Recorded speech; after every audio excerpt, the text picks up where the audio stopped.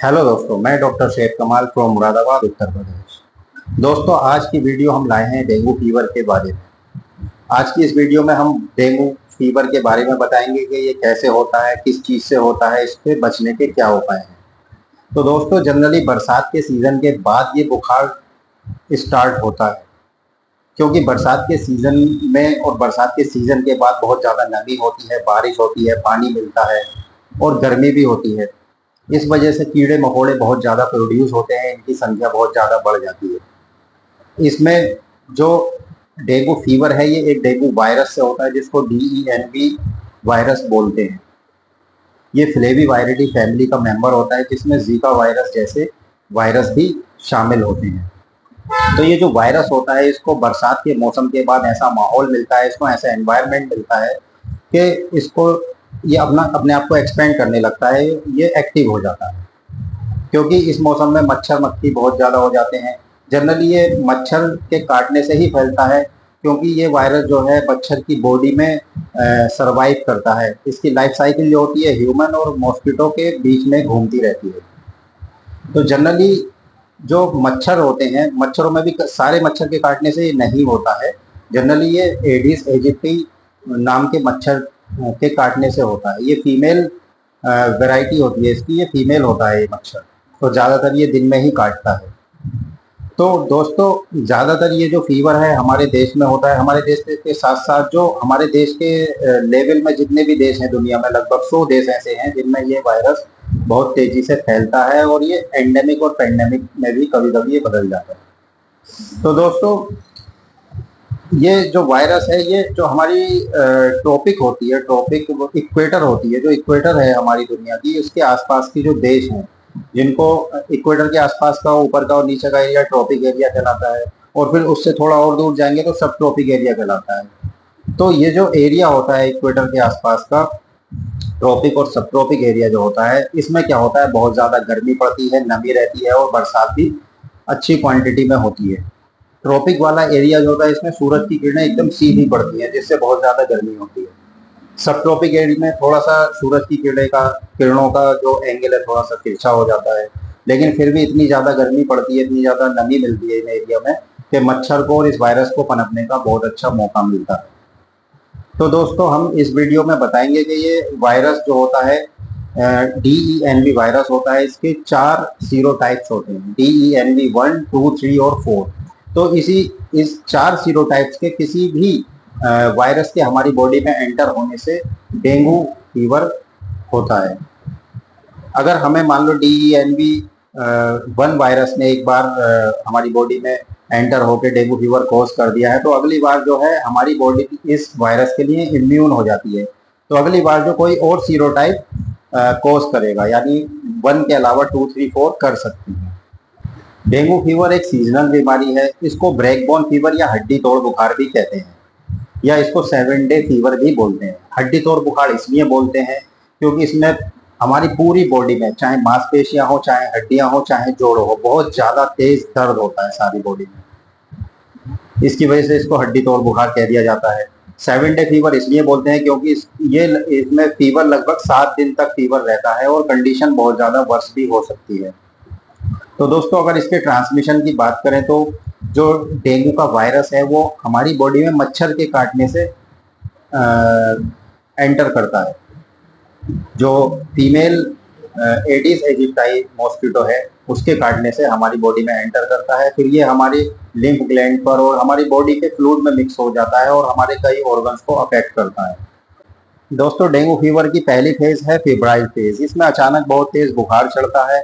ये बुखार 100 डिग्री से 104 डिग्री तक रहता है, यानी 40 डिग्री सेल्सियस तक पहुंच सकता है, या 104 डिग्री फ़ारेनहाइट तक ये बुखार पहुंच सकता है। इस फेज में दिखने वाले लक्षणों में फेशियल फ्लशिंग दिखती है, चेहरे में सुर्खी आ जाती है, उल्टी दस्त होते हैं, मांसपेशियों में दर्द होता है, जोड़ों में दर्द होता है, सर में दर्द होता है, गला बैठ जाता है, और पेट में भी बहुत तेज दर्द कभी कभी उठ जाता है। और इसके साथ साथ हमारी स्किन पे रैशेस हो जाते हैं, इरिदमा हो जाता है। ये रैशेस जनरली फीवर स्टार्ट होने के 1 से 2 दिन बाद ये रैशेस हमारी बॉडी पर दिखते हैं। इसकी दूसरी फेज क्रिटिकल फेज कहलाती है। क्रिटिकल फेज इसलिए कहलाती है क्योंकि इसी में डिसीजन होता है कि ये फेज आपके लिए भारी पड़ने वाली है या फिर इस फेज को पास करके सरवाइव कर सकते हैं। ये फेज 3 से 7वें दिन तक रहती है। इस फेज में आपके जो खून की नलियां होती हैं, कैपिलरीज होती हैं, उनकी परमिएबिलिटी बढ़ जाती है, यानी जो वेजल्स होती हैं उससे फ्लूइड निकल के इंटरस्टिशियल फ्लूइड में जाने लगता है। और इस फेज में जो है, अगर इस फेज को कंट्रोल नहीं किया गया तो ये बहुत खतरनाक साबित हो सकता है। लेकिन इसमें इस फेज में क्या है, बुखार पहले की तुलना में कुछ कम रहता है, लेकिन इस फेज में ऑर्गन डैमेज होने का खतरा रहता है। हेमरेज हो सकता है, मुंह से, नाक से, कान से खून आने का खतरा रहता है। अगर ये चीज खून आने लगा है तो ये भी क्रिटिकल साइन है हेमरेज होने के। इस फेज में क्या होता है कि मल्टीपल ऑर्गन जो है अफेक्ट होते हैं, और जैसे किडनी, लीवर या फिर ब्रेन या फिर हार्ट, ये सब चीज़ें जो होती हैं ये बहुत ज़्यादा अफेक्ट होती हैं और क्रिटिकल होती हैं। तो इस फेज को कंट्रोल करना बहुत ज़रूरी होता है दोस्तों। डेंगू फीवर की तीसरी फेज रिकवरी फेज होती है। इसमें क्या होता है कि जो चीज़ें हमारी बॉडी में डेंगू वायरस की वजह से बिगड़ी हैं वो चीज़ सुधरने लगती है और हमारी बॉडी में, आपकी बॉडी में सुधार आने लगता है। लेकिन इस फेज में क्या होता है, दिल की धड़कन थोड़ी सी नॉर्मल से कम हो जाती है, ब्रेडिकार्डिया रहने लगता है। तो दोस्तों, अगर डेंगू सिंड्रोम जो होती है, ये क्या होता है कि अगर डेंगू कंट्रोल नहीं हुआ और इतने सारे दिन के बाद भी डेंगू के सिम्टम्स हमारी वो बॉडी में परसिस्ट करते हैं तो ये डेंगू सिंड्रोम में बदल जाता है। अब ये सिंड्रोम जो होती है, इस सिंड्रोम में पूरे के पूरे हमारी बॉडी के जो ऑर्गन्स हैं, ऑर्गन सिस्टम है, वो इन्वॉल्व हो जाते हैं, जैसे दिमाग, दिल, गुर्दा और जी लीवर, ये इन्वॉल्व होते हैं, बहुत ज़्यादा इन्वॉल्व होते हैं और इन पर बहुत ज़्यादा अफेक्ट पड़ सकता है। न्यूरोलॉजिकल अफेक्ट पड़ता है, यानी जो हमारे नर्वस सिस्टम है वो अफेक्ट हो जाता है। दिल की दीवारें, पेरिकार्डाइटिस, एंडोकार्डाइटिस, इनकी दिल की दीवारों में, दिल की मांसपेशियों में दर्द रहने लगता है, जलन रहती है और भारीपन महसूस होता है। ऐसे ही लीवर में जो है बहुत ज़्यादा सूजन हो जाती है, बहुत ज़्यादा दर्द होता है और खाना नहीं पच पाता है सही से, गुर्दे अपना सही से काम नहीं कर पाते हैं। तो इस तरीके से ये जो अगर मान लो डेंगू शॉक सिंड्रोम में ये डेंगू बदल गया है तो ये भी एक क्रिटिकल फेज होती है। इसको भी कंट्रोल करना बहुत ज़रूरी होता है दोस्तों। यूँ तो डेंगू के बहुत सारे सिम्टम्स हैं जिसके देख के, साइन एंड सिम्टम्स है जिसको देख के पता लगाया जा सकता है कि डेंगू फीवर हो सकता है, यानी सस्पेक्ट एक तरीके से किया जा सकता है। लेकिन अगर हम इसके कंफर्म करना चाहते हैं तो फिर लैब टेस्ट हमको कराने पड़ते हैं, खून की जांच करानी पड़ती है। अगर खून की जनरली सीबीसी कराते हैं, उसमें क्या होता है, प्लेटलेट घटी हुई मिलती हैं, यानी प्लेटलेट नॉर्मल से बहुत ज़्यादा कम हो जाती हैं। इसके साथ साथ WBC जो होती हैं उनका लेवल भी कम हो जाता है। लीवर के एंजाइम्स बहुत ज़्यादा बढ़े हुए होते हैं क्योंकि लीवर में बहुत ज़्यादा टूट फूट होती है, इसमें लीवर के जो SGOT PT होते हैं वो बहुत ज़्यादा बढ़ जाते हैं। और कंफर्मेशन अगर टेस्ट कराना है तो फिर एक ELISA टेस्ट होता है और एक PCR टेस्ट होता है, उससे डेंगू वायरस को डिटेक्ट करके, आइसोलेट करके पहचाना जाता है। तो दोस्तों, कंफर्मेटरी टेस्ट तो ये हो ही गए हैं। इसके अलावा क्या है, हम अगर डेंगू से बचना चाहते हैं, इसका सबसे अभी तक कोई परफेक्ट इलाज इसका मिला नहीं है, कोई ऐसी दवाई बनी नहीं है या कोई वैक्सीन अभी तक ऐसी नहीं बनी है जो डेंगू को पूरी तरीके से ख़त्म कर सके या कंट्रोल कर सके।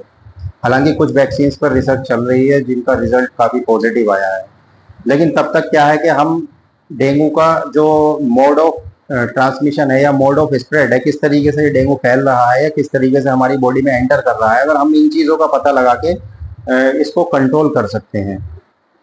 जैसे कि अगर हमारे आसपास चारों तरफ अगर पानी है तो उसमें जो है कोई केमिकल डाल के या फिर मिट्टी का तेल डाल के डेंगू के जो मच्छर है उसके लार्वा को ख़त्म कर सकते हैं।